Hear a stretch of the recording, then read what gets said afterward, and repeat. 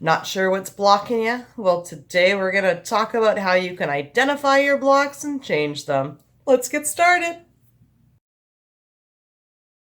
Amanda here from createyourfuture.co. So I'm a law of attraction coach, and today we're going to talk about how to identify your blocks and your resistance. So if you haven't already subscribed, definitely subscribe, hit the bell icon below, because I do put out new videos every Sunday, Wednesday, and Friday, each one of them designed to help you create something wonderful in your life. So how to identify what your blocks are. First of all, let's dive into what a block or a resistance is, okay?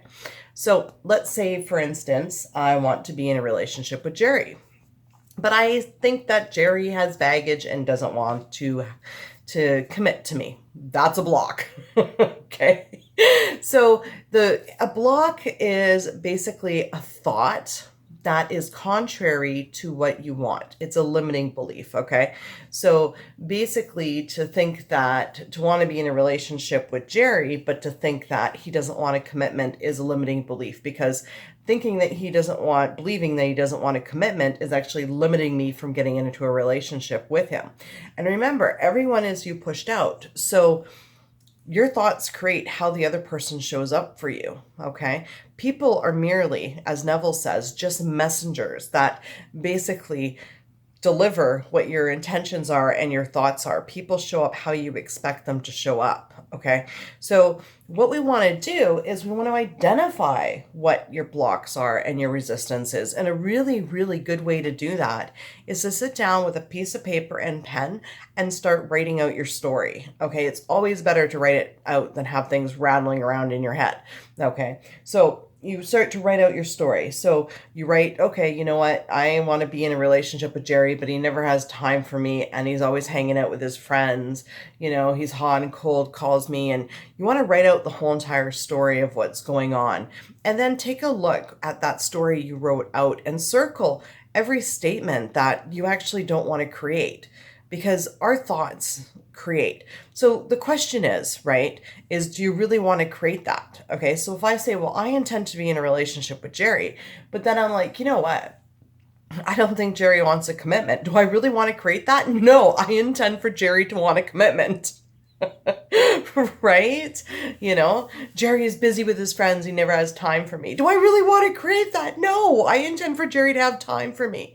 You know, this really, really, really honestly does work. Okay. And once you do that write out your story and you find out all the statements in there that you want to change them into positive intentions, change your story about it all.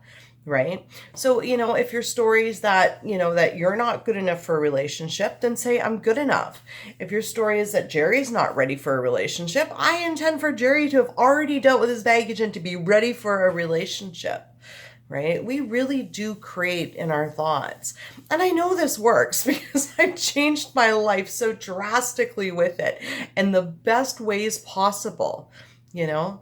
So when you create your mental diet and you think about the person, okay, you only want to have and entertain thoughts that support what you're looking for, because any thought that is contrary to what you're looking for is putting up blocks and resistance, okay?